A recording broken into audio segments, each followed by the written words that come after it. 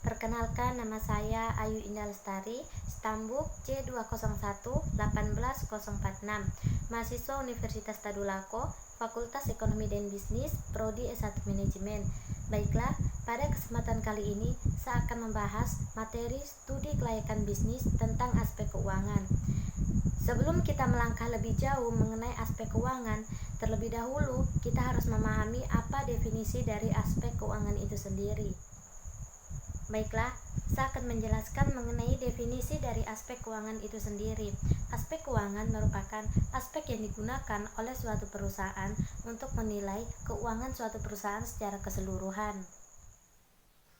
Secara keseluruhan, penilaian aspek keuangan meliputi beberapa hal. Yang pertama, sumber-sumber dana yang akan diperoleh. Yang kedua, kebutuhan biaya investasi. Yang ketiga, estimasi pendapatan dan biaya investasi selama beberapa periode. Yang keempat, proyeksi neraca dan laporan laba rugi selama beberapa periode ke depan. Yang kelima, kriteria penilaian investasi. Yang keenam, rasio keuangan yang akan digunakan untuk menilai kemampuan suatu perusahaan.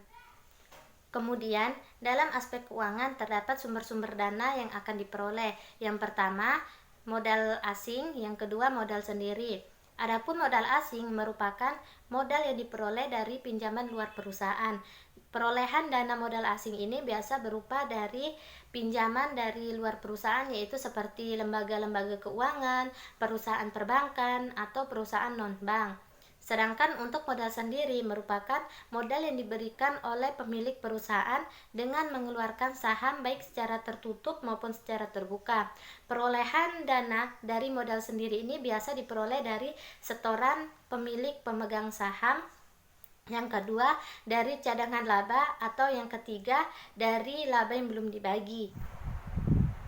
Kemudian, rasio-rasio keuangan. Terkait dengan studi kelayakan bisnis, maka laporan keuangan digunakan untuk menilai perusahaan yang sudah berjalan beberapa periode. Tujuannya yaitu untuk menilai apakah layak usaha tersebut dibiayai dan berapa besar pembiayaan yang dibutuhkan. Nah, dari laporan keuangan ini juga maka akan tergambar kinerja manajemen masa lalu yang sekaligus merupakan gambaran kinerja masa depan untuk perkembangan perusahaan ke depannya. Jenis-jenis kas yang dikaitkan dengan suatu usaha. Yang pertama, kas awal. Yang kedua, operasional kas. Yang ketiga, terminal kas. Yang pertama, kas awal. Kas awal merupakan pengeluaran pada awal periode untuk berinvestasi. Yang kedua, operasional kas. Operasional kas merupakan kas yang diterima atau dikeluarkan pada saat kegiatan operasi usaha sedang berlangsung. Yang ketiga, terminal kas. Terminal kas merupakan kas yang diterima pada saat usaha tersebut berakhir. Selain sumber-sumber dana, baru biaya kebutuhan investasi, dalam aspek keuangan juga terdapat arus kas. Nah, arus kas ini merupakan aliran kas yang ada di suatu perusahaan dalam satu periode tertentu. Nah, arus kas ini dia menggambarkan beberapa jenis-jenis uang yang masuk dan beberapa jenis-jenis uang yang dikeluarkan serta biaya-biaya yang dikeluarkan oleh suatu perusahaan. Nah, laporan perubahan kas ini disusun untuk menunjukkan perubahan kas selama satu periode tertentu dan memberikan alasan mengenai perubahan kas tersebut dengan menunjukkan dari mana sumber-sumber kas dan pengguna-penggunanya itu berasal. Dalam aspek keuangan terdapat kebutuhan biaya investasi. Nah, di sini yang akan saya jelaskan terlebih dahulu yaitu mengenai definisi dari pengertian investasi. Nah, investasi merupakan penanaman modal dari suatu kegiatan yang memerlukan jangka waktu relatif panjang di berbagai bidang usaha. Kemudian, secara umum, komponen-komponen kebutuhan biaya investasi dibagi menjadi 3 macam. Yang pertama, kebutuhan biaya prainvestasi. Yang kedua, biaya pembelian aktiva tetap. Yang ketiga, biaya operasional. Nah, yang pertama, biaya prainvestasi dia dibagi menjadi 2 macam, yaitu biaya pembuatan studi dan biaya pengurusan izin-izin. Sedangkan untuk biaya pembelian aktiva tetap juga dibagi menjadi 2 macam. Yang pertama itu biaya pembelian aktiva tetap berwujud dan kedua biaya pembelian aktiva tetap tidak berwujud.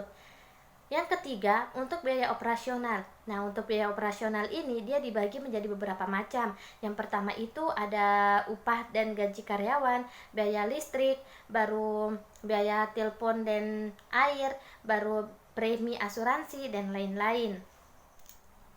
Kemudian yang terakhir yaitu proyeksi neraca dan laporan laba rugi. Nah, dari proyeksi neraca maka dia akan tergambar berapa harta perusahaan, baik itu harta lancar atau harta tetap, bahkan harta lainnya. Kemudian juga akan tergambar berkewajiban baik jangka panjang maupun jangka pendek sesuai dengan modal yang dimiliki. Dari periode akan tergambar apakah ada perubahan dari proyeksi neraca ataukah tidak.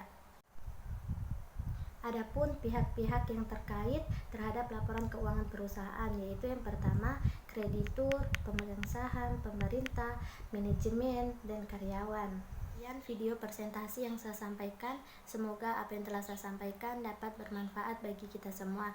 Wabillahi taufiq wal hidayah. Wassalamualaikum warahmatullahi wabarakatuh.